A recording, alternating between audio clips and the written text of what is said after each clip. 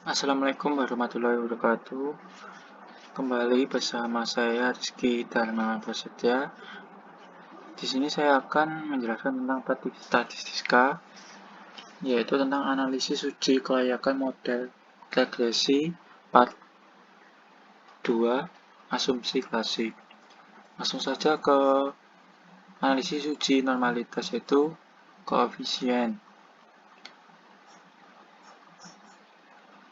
yaitu variabel eduk dan expert pada tingkat signifikasi 5% untuk eduk setiap 1 tahun pendidikan, maka akan meningkat prakerja per jam sebesar 0,484 US dollar dengan asumsi variabel lainnya konstan. Untuk expert, pada tingkat signifikasi 5% setiap 1 tahun pengalaman kerja, maka akan meningkatkan upah kerja per jam sebesar 0,58 US dollar dengan asumsi variabel lainnya konstan. Jadi maksud ini 484 dan 258. Lalu ke uji normalitas metode grafik SPSS, yaitu klik analisa ke regression linear,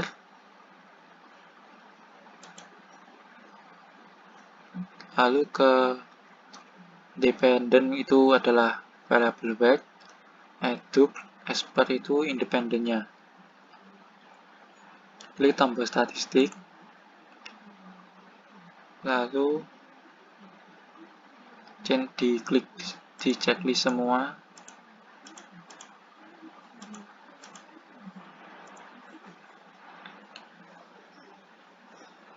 masukkan, lalu ke continue, klik ke plots, masukkan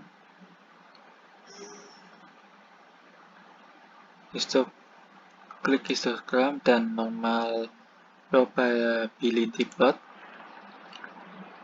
masukkan SRE/SID ke tak Y dan masukkan JPRED ke kotak X, lalu klik continue dan klik OK, dan hasilnya seperti ini.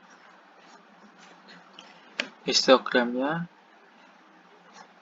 dependent variable back berdasarkan hasil output diagram histogram pada output SPSS membentuk lengkung kurva tidak normal dan nilai mean tidak mendekati 0, maka residual dinyatakan tidak normal dan asumsi normalitas tidak terpenuhi.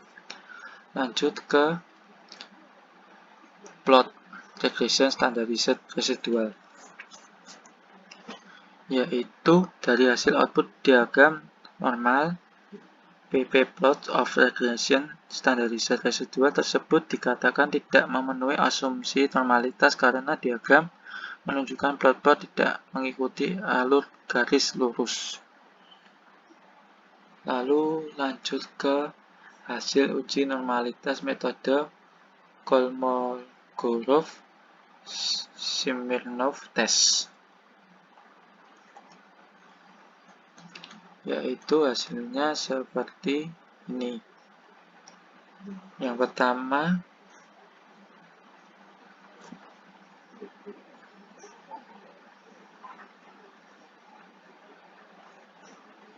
klik analisa, lalu ke non-parametric test, lalu ke regresi dialog, lalu ke satu sampel KS. Centang bagian tes distributionnya ke normal, dicentang, lalu klik OK, dan hasilnya seperti ini. One sampel Kolmogorov-Smirnov test yang menjelaskan seperti ini. Berdasarkan tabel output SPSS tersebut diketahui bahwa nilai signifikasi sebesar 0,00 lebih kecil dari 0,05. Maka berdasarkan pengambilan keputusan dalam uji normalitas Kolmogorov-Smirnov, di atas dapat disimpulkan bahwa data berdistribusi tidak normal. Dengan demikian, asumsi atau persyaratan normalitas dalam model regresi belum terpenuhi. Lanjut ke uji outlier, yaitu hasil uji outlier univariat diagram histogram, yaitu seperti ini. Outlier univariat adalah outlier yang disebabkan oleh variabel terikat atau variabel dependen. Apabila hal ini dibiarkan tanpa adanya perlakuan, maka dapat menyebabkan masalah normalitas residual pada regresi linear. Hasil ini menyebabkan nilai R² akan menjadi bias. Lalu ke cara mendeteksi outlier. Cara mendeteksi outlier yaitu klik analisa, lalu ke regresi, lalu ke linear, lalu ke save. Klik standardized sama Mahalanobis. Klik continue, lalu klik OK, dan hasilnya seperti ini. Cengwis diagnostik.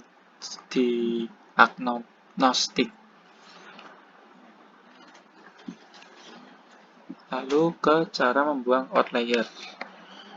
Cara membuang outlier yaitu klik data, lalu ke select case, lalu ke if, masukkan kodenya yaitu kurung buka SRE garis bawah 1 kurung tutup lebih dari 3 N MAH garis bawah 1 kurang dari 0,001. Lalu jendela akan klik continue, jendela utama tekan OK. Lihat pada dataset Anda tanda yang menunjukkan bahwa beberapa observasi dikeluarkan dari analisis. Lalu klik OK,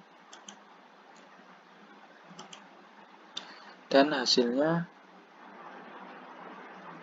akan seperti ini, mencoret seperti ini. Pada hasil uji normalitas diagram histogram dinyatakan tidak normal dan asumsi normalitas tidak terpenuhi, maka pada output Cengwis diagnostik data nomor 15, 59, 66, 112, 186, 229, 440, 505 harus dihapus. Lalu ke uji multikolinearitas, yaitu klik analisa, lalu ke regression, lalu ke linear. Selanjutnya masukkan variabel prediktor,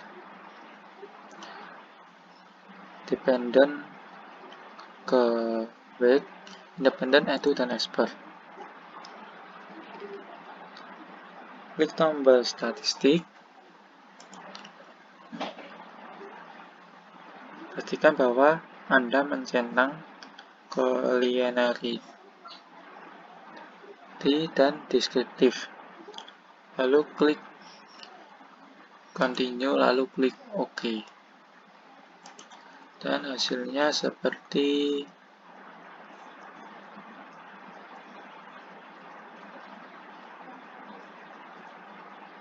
ini.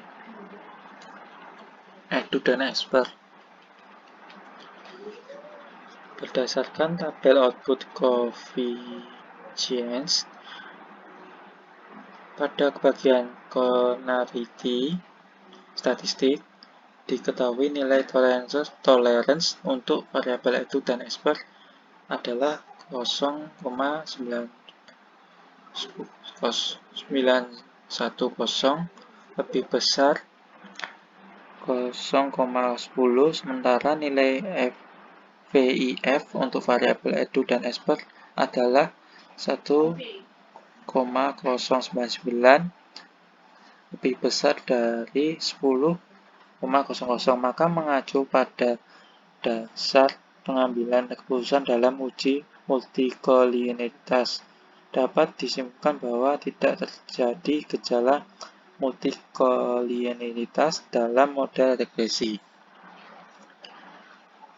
Cukup sekian penjelasan dari saya.